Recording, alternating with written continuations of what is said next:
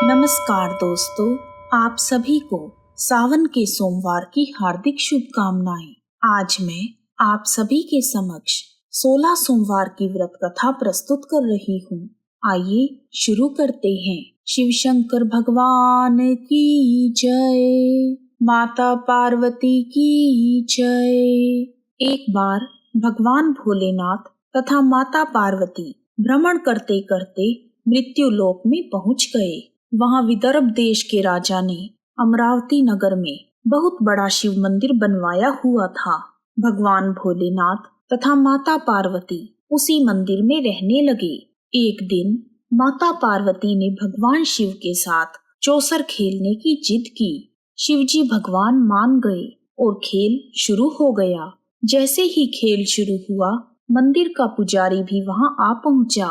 पार्वती जी ने पुजारी से पूछा कि इस खेल में कौन जीतेगा। पुजारी ने बिना सोचे समझे बोल दिया कि भगवान भोलेनाथ ही जीतेंगे, परंतु माता पार्वती चौसर जीत गई। खेल फिर से शुरू हुआ। फिर से माता पार्वती ने पुजारी से पूछा, इस बार कौन जीतेगा। उसने फिर से भगवान शिव का नाम लिया, लेकिन इस बार भी माता पार्वती ही जीत गई। अब माता पार्वती को गुस्सा आ गया और उन्होंने पुजारी को कोढ़ी होने का शाप दे दिया। पुजारी कोढ़ से ग्रसित होने के कारण बहुत से दुख झेलने लगा। नगर के स्त्री पुरुष भी उससे दूर रहने लगे। उसे मंदिर से निकाल दिया गया। फिर वह पुजारी मंदिर के बाहर भिक्षा मांगने लगा। कुछ समय बाद स्वर्ग से अप्सराएं महादेव की पूजा करने के लिए उस शिव मंदिर में पहुंच गई। पुजारी की ऐसी दशा देखकर अप्सराओं को उस पर दया आ गई और उन्होंने पुजारी को 16 सोमवार का व्रत करने की सलाह दी। तब पुजारी ने अप्सराओं से पूछा, यह व्रत कैसे किया जाता है, मुझे इसकी विधि बताओ। तब वह बोली कि सोमवार के दिन नहा धोकर साफ कपड़े पहनो, फिर आधा सेर गेहूं के आटे को शुद्ध देसी घी में भूनकर प्रसाद बनाओ। उस प्रसाद को 3 भागों में बांट दो। फिर घी का दीपक जलाकर गुड़, चंदन, अक्षत, नैवेद्य, बिल्वपत्र, फूल तथा जनेऊ का जोड़ा लेकर प्रदोष काल में भगवान शिव की पूजा करो। पूजन के बाद प्रसाद का एक भाग भगवान भोलेनाथ के चरणों में अर्पित करो और दूसरा भाग स्वयं ग्रहण करो और तीसरा भाग वहां उपस्थित जनों में बांट दो। इस तरह 16 सोमवार तक विधि पूर्वक व्रत करने के बाद 17वें सोमवार को पाव भर गेहूं के आटे की बाटी बनाकर उसमें घी और गुड़ शक्कर मिलाकर चूरमा बनाओ। फिर भगवान शिव को उस चूरमे का भोग लगाकर वहां उपस्थित जनों में बांट देना।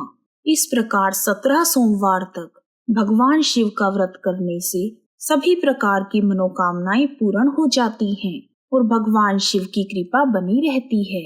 16 सोमवार के व्रत की विधि बताकर अप्सराएं स्वर्गलोक चली गई और पुजारी ने विधि पूर्वक श्रद्धा भाव से 16 सोमवार का व्रत किया और 17वें सोमवार को उद्यापन किया।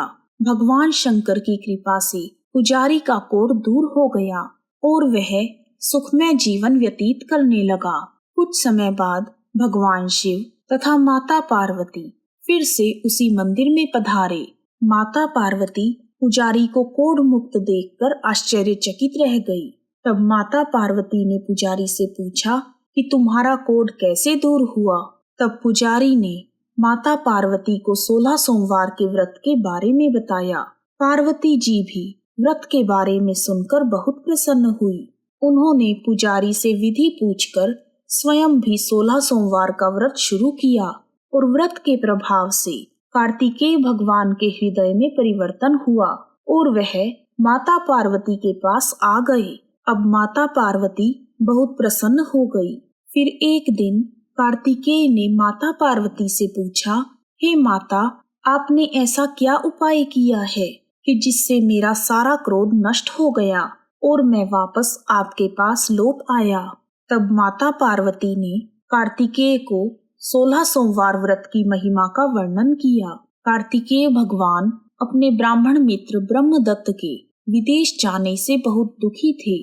अपने मित्र से मिलने की कामना को मन में रखकर उन्होंने 16 सोमवार का व्रत किया और व्रत के प्रभाव से उनका मित्र लौट आया। तब ब्रह्मदत्त ने कार्तिकेय से पूछा, हे मित्र, तुमने ऐसा क्या किया है कि मेरे हृदय में तुम्हारा स्मरण आते ही मैं वापस आ गया। तब कार्तिकेय भगवान ने अपने मित्र को 16 सोमवार व्रत की विधि पूर्वक कथा सुनाई।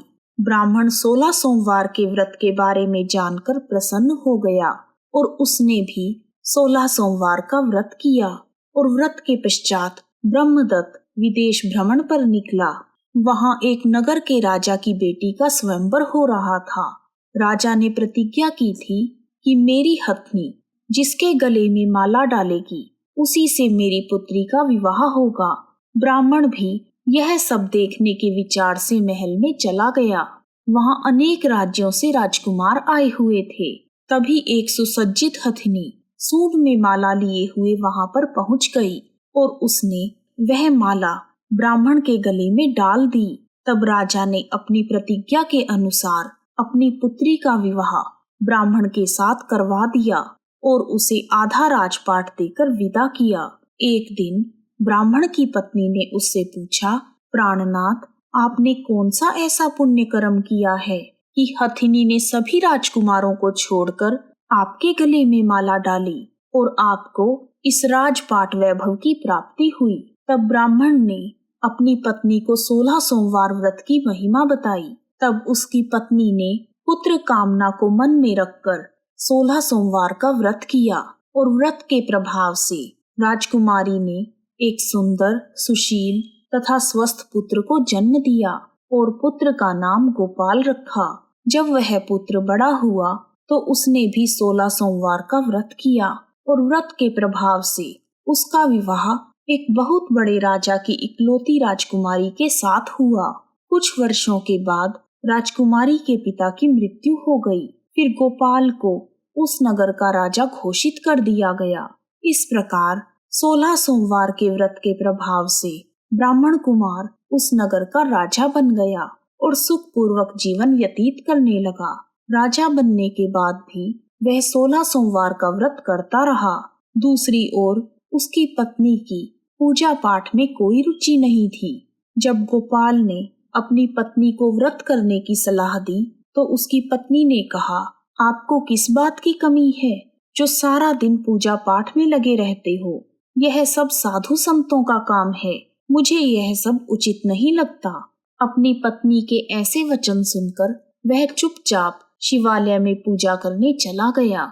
जब उसके 16 सोमवार के व्रत पूरे हो गए तो उसने 17वें सोमवार के दिन अपनी पत्नी को पूजन सामग्री लेकर शिव मंदिर में चलने को कहा, परंतु उसकी पत्नी ने उसकी आज्ञा की परवाह नहीं की और दास दासियों के द्वारा सारी सामग्री शिवालय में पहुंचा दी।